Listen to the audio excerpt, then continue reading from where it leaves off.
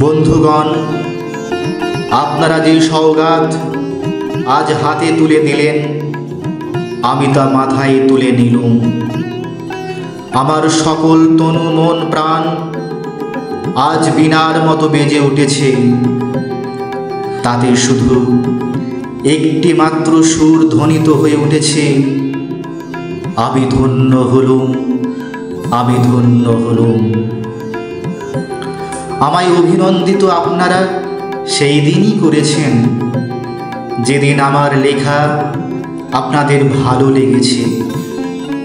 বিংশ শতাব্দীর অসম্ভবের সম্ভাবনার যুগে আমি জন্মগ্রহণ করেছি।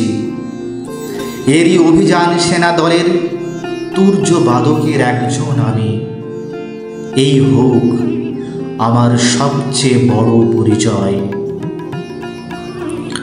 আমি এই দেশে এই সমাজে জন্মেছি বলেই এই দেশেরই এই সমাজেরই নই।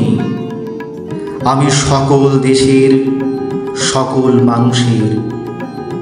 কবি চাই না দান, কবি চাই অঞ্জলি, কবি চাই প্রীতি। কবিতার দেবতা সুন্দরের প্রকাশ। সুন্দরকে স্বীকার করতে হয় যা সুন্দর তাই দিয়ে। সুন্দরের ধ্যান তার স্তবগানই আমার ধর্ম।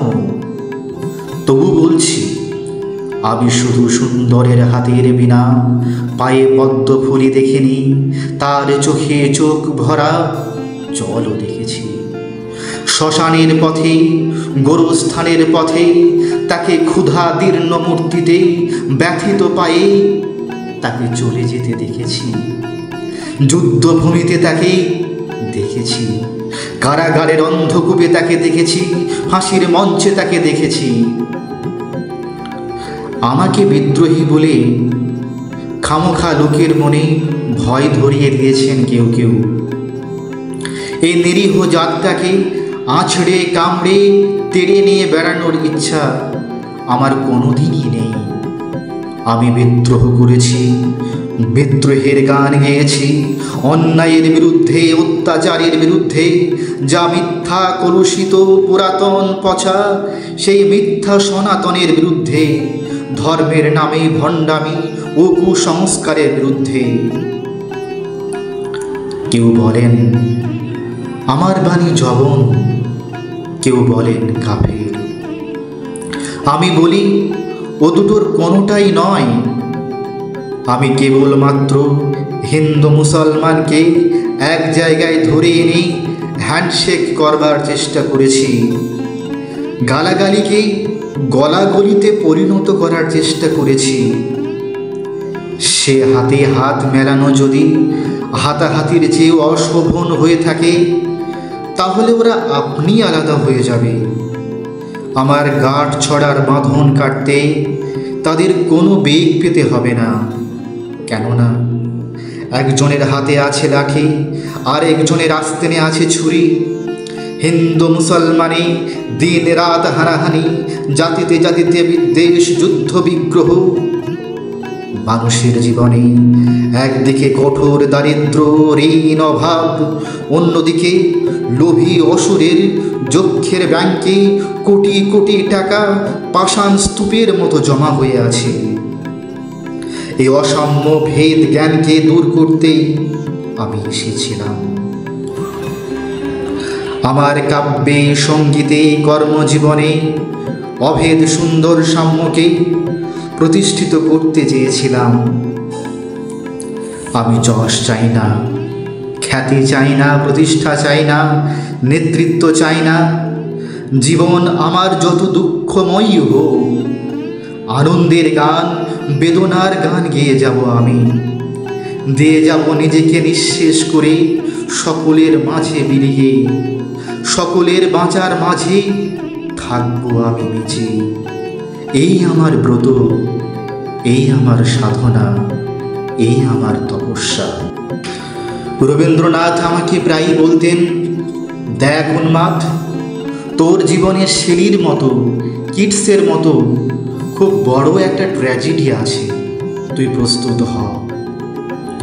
জীবনের সেই ট্র্যাজেডি দেখবার জন্য কতদিন অকারণে অন্যের জীবনকে অশ্রুর বর্ষায় আচ্ছন্ন করে দিয়েছি, কিন্তু আমার জীবন রয়ে গেল বেশুষ্ক মরুভূমির মতোই তপ্ত।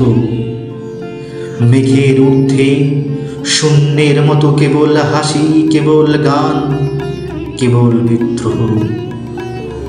আমার বেশ মনে পড়ছে একদিন আমার জীবনের মহা অনুভূতির কথা। আমার ছেলে মারা গেছে। আমার মন তীব্র পুত্র শোকে যখন ভেঙে পড়েছে, ঠিক সেই দিনই, সেই সময়ে আমার বাড়িতে হাসনা হেনা ফুটেছে। আমি প্রাণ ভরে সেই হাসনা হেনার গন্ধ উপভোগ করেছিলাম। আমার কাব্য, আমার গান, আমার জীবনের অভিজ্ঞতার মধ্য হতে জন্ম নিয়েছে।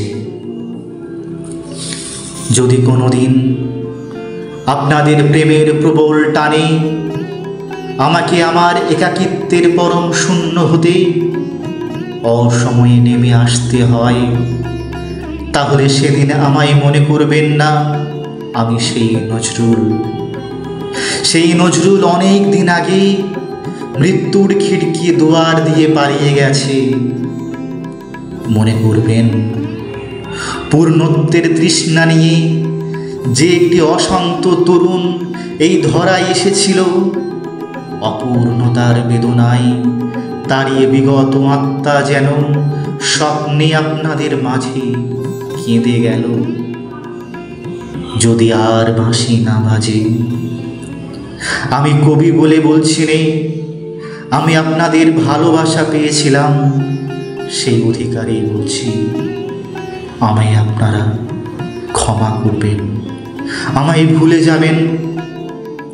বিশ্বাস করুন, আমি কবি হতে আসিনি, আমি নেতা হতে আসিনি। আমি প্রেম দিতে এসেছিলাম, প্রেম পেতে এসেছিলাম।